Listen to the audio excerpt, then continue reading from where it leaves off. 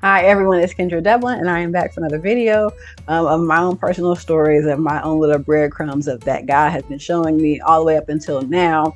And I'm a Christian life coach, and I help Christians release past wounds so they can turn their testimony into the ministry that God has called them into and understand the gifts that God has called them to, discipleship with congregations, with churches, and then I help those with online ministry as well, as God has called me to online ministry. So today, the little breadcrumb that I saw in my life. So this story was basically not even really a story, but what would I say to my older self? And I like this question that I ended up posing to some of my friends that I was interviewing a couple of years ago, because I just don't like the question, like, what would you say to your younger self? Because I would not have listened. Like, I don't know why we think our old self or our younger self would listen to what we had to say, when really we're kind of like replication of our parents, you know? God was telling us things like, did we listen? No. So I know if I went back to my younger self, I'd still be like, girl, bye. But I do like the version of, what would you say to your older self? Because whatever you would say to your older self is literally what you would say to yourself today.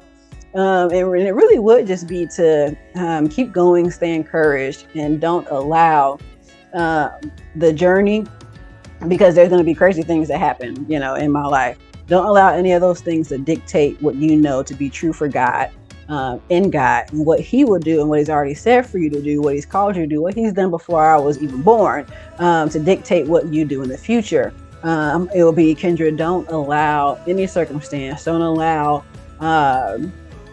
be patient in the journey, be patient, navigate, listen, transition you with God as needed, because things may not look the same way a year from now. They don't look the same way 6 months ago that they do now.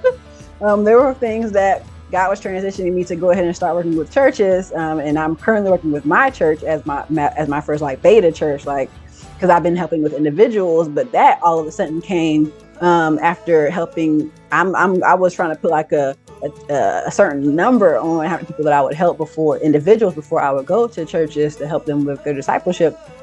And then God was like, yeah, no, like that number, you got enough, let's get going. So in 2023, that would be the fullness. The next phase, I would say, I'm not going to say the fullness, but the next phase, what God has called me to.